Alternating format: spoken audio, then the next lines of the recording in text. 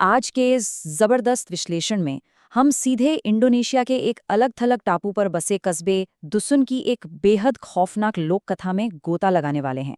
यह कहानी सिर्फ डराती नहीं है, बल्कि इंसानी गलतियों के मनोविज्ञान को भी पूरी तरह से खोल कर रख देती है। तो चलिए, बिना किसी देरी के इस रहस्य को समझना शुरू करते हैं। जरा आधी रात के अंधेरे में गूंजती इस आवाज की कल्पना कीजिए। मुझे माफ करना मेरे भाई, मेरी गलती की वजह से तेरी जान चली गई। मुझे दुख है कि मैं तुझे बचा नहीं पाया। ये घबराहट भरी आवाज दलाई नाम के एक शख्स की है जो एक कब्र खोद रहा है, और यहीं से इस पूरी खौफनाक कहानी की शुरुआत होती है। आखिर उस आधी रात को ऐसा क्या हुआ था? आइए उस कफन दफन की प्रक्रिया को डिकोड करते हैं जिसने सारे नियम तोड़ दिए। दलाई ने उस रात जल्दबाजी में 3 बहुत बड़ी गलतियां की। सबसे पहले लाश को बिना किसी परवाह के सीधे गड्ढे में गिरा दिया। दूसरी और सबसे भयानक गलती, उसने कफन की गांठों को कसकर बंधा हुआ ही छोड़ दिया। और अंत में हड़बड़ी के कारण कब्र का पत्थर सिर के बजाय पैरों की तरफ लगा दिया। इन्हीं तकनीकी गलतियों ने उस भयानक श्राप की नींव रखी। और इसका नतीजा तुरंत सामने आया। जैसे ही दलाई पलटा, कफन में लिपटी वही लाश उसके ठीक सामने खड़ी थी। इस एक दृश्य ने दलाई का मानसिक संतुलन हमेशा के लिए बिगाड़ दिया। वो खाली हवा से बातें करने लगा, चीखते हुए उठने लगा। लेकिन विडंबना देखिए, गांव वालों ने इसे महज एक सदमा कहकर पूरी तरह से खारिज कर दिया। अब समय के पहिए को थोड़ा आगे बढ़ाते हैं और दलाई के भतीजे देदिन के शहरी दुस्वप्न पर नजर डालते हैं। पूरे 20 साल उस खौफनाक रात को बीते हुए 2 दशक हो चुके हैं। ये साफ दिखाता है कि अतीत के जो पन्ने सही से पलटे नहीं जाते, वो अगली पीढ़ी के सामने अपना खौफनाक रूप लेकर आ ही जाते हैं। अब ये विरोधाभास देखिए, जो वाकई बहुत दिलचस्प है। शहर में रहने वाला देदिन हर तरह की आधुनिक चिकित्सा ले रहा है, डॉक्टरों के चक्कर, नींद की गोलियां, तार्किक बातें। लेकिन दूसरी तरफ उसे लगातार 1.5 महीने से अपनी खिड़की के बाहर एक कफन में लिपटी आकृति दिखाई दे रही है, और छत पर भारी कदमों से उछलने की आवाजें आ रही हैं।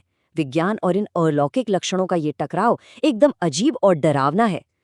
अपनी गर्लफ्रेंड लिली से एक घबराहट भरी कॉल के बाद हार मानकर देदिन अपने गांव दुसुन वापस लौटने का फैसला करता है। गांव वापसी का ये सफर उसके डर को बिल्कुल चरम पर ले जाता है। बस से घने जंगल से गुजरते हुए उसे कफन में लिपटी एक अकेली आकृति घूरती हुई दिखती है।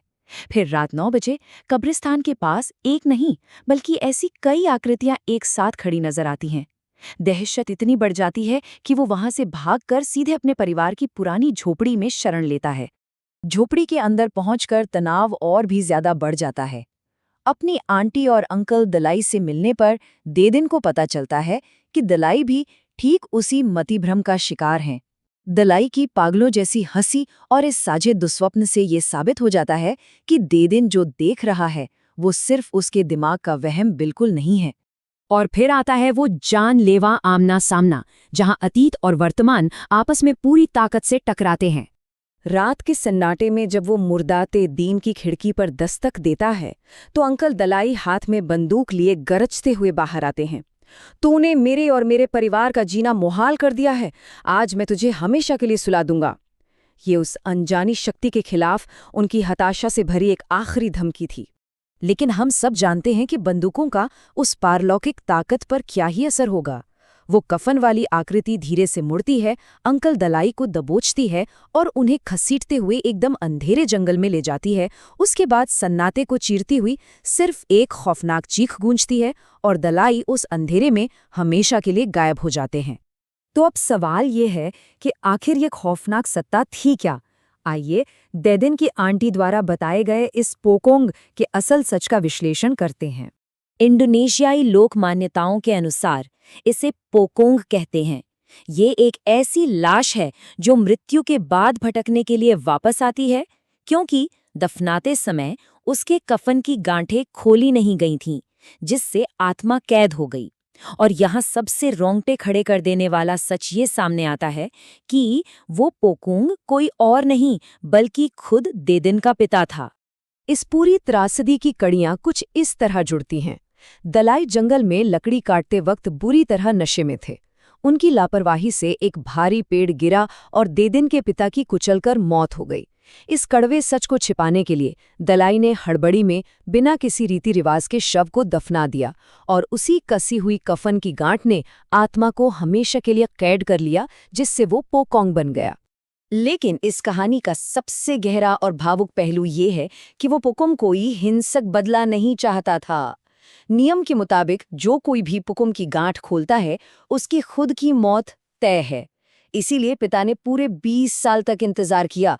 वो देदिन को सिर्फ इसलिए दिखाई दे रहा था ताकि उसकी मौत का छिपा हुआ सच आखिरकार उसके बेटे के सामने आ सके।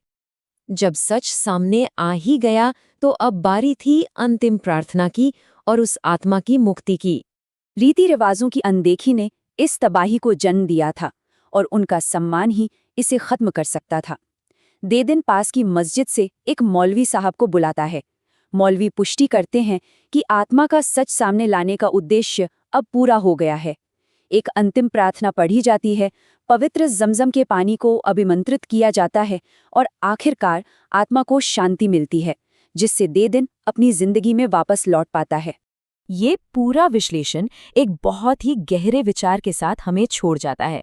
न जाने दुनिया के किन कोनों में ऐसे कितने ही अनदेखे रीति रिवाज और दफन किए गए रहस्य होंगे जो बस सही समय पर खुद को उजागर करने का इंतजार कर रहे हैं। ये वाकई एक ऐसा सवाल है जो काफी देर तक सोचने पर मजबूर कर देता है।